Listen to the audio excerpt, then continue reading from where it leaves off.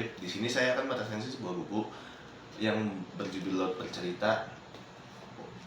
Resensi ini diperuntukkan untuk memenuhi tugas mata kuliah pembelajaran membaca yang diambil oleh dosen Ibu Fitri Mutmainah. Novel ini ditulis oleh Leila Salika Chudori, memiliki jumlah halaman sekitar 394 halaman dan diterbitkan oleh Kepustakaan Populer Gramedia. Pada bagian pertama novel ini menceritakan tentang sudut pandang biru laut sebagai mahasiswa sastra Inggris Universitas Gadjah Mada. Ia sangat menggemari karya-karya sastra Indonesia maupun karya sastra Inggris. Dan ia juga gemar membaca karya Pramudia Anantatur yang pada saat itu peredarannya sangat dilarang.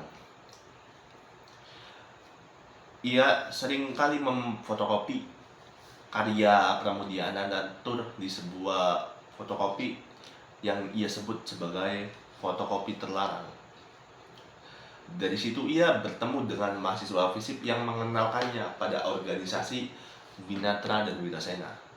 Di dalam organisasi tersebut, ia ikut dalam berdiskusi tentang buku-buku yang tidak sejalan dengan doktrin pemerintah pada masa Orde Baru. Selain ikut berdiskusi, Laut juga seringkali mengungkapkan gagasannya ke dalam sebuah tulisan.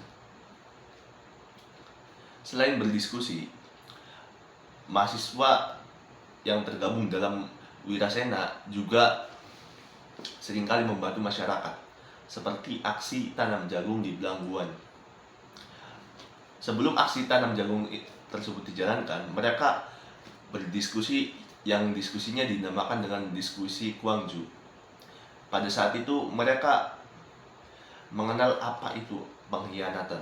Karena sebelum diskusinya dimulai, banyak intel yang memantau dari kejauhan. Mereka mencurigai teman mereka yang jarang hadir gitu. Setelah itu mereka lanjut aksi menanam jagung di Belangguan.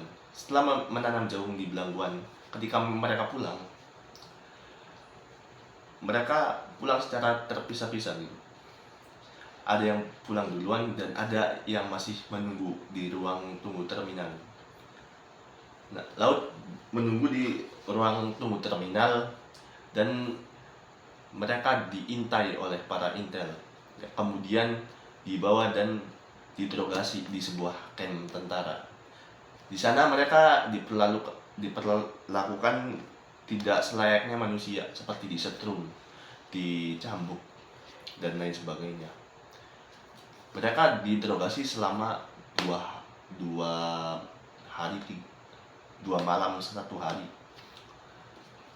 Kemudian mereka dikembalikan ke terminal lalu dijemput oleh kakak dari Anjani. Setelah itu beberapa bulan atau setelahnya itu mereka kembali hilang, dihilangkan atau diculik gitu, dan kembali disiksa dan tidak ada kabar. Kemudian pada bagian kedua itu menceritakan dari sudut pandang adik biru laut yang bernama Asmara Jati. Pada bagian kedua ini menceritakan 2 tahun setelah terjadinya penculikan.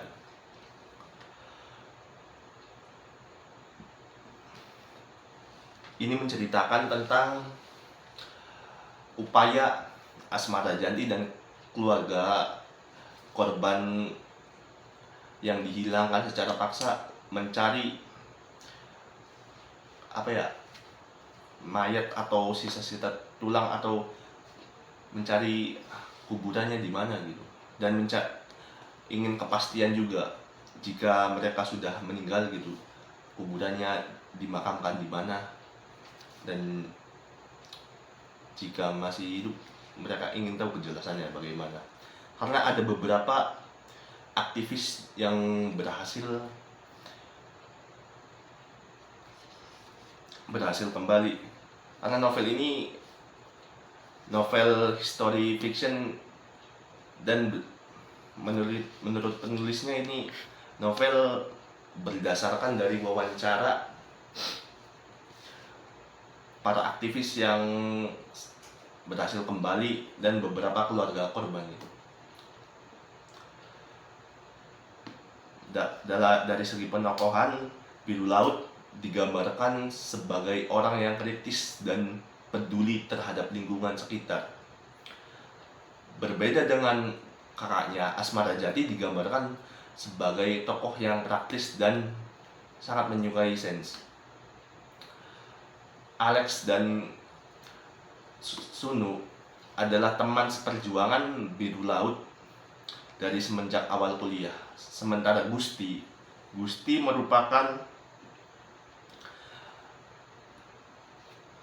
orang yang sangat menggemari fotografi, sama seperti Alex. Alex juga merupakan kekasih dari adik Biru Laut, yaitu Asmara Jati.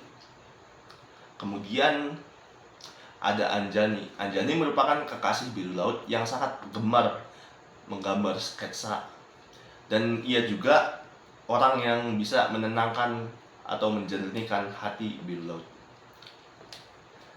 Kelebihan novel ini adalah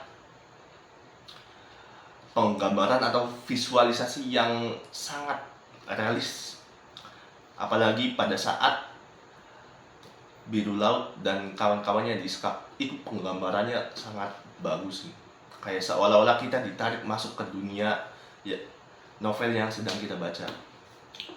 Kekurangannya mungkin dari segi alur ya, karena novel ini menggunakan alur campuran, dan untuk beberapa pembaca yang baru membaca novel gitu akan sedikit kebingungan karena alurnya maju mundur gitu.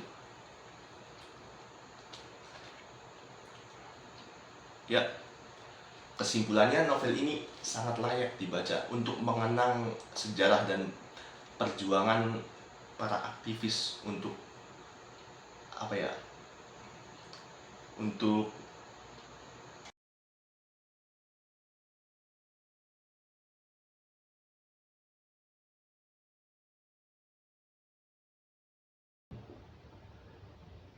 apa ya? Mengenang sejarah juga gitu. Ya, sekian, wassalamualaikum warahmatullahi wabarakatuh.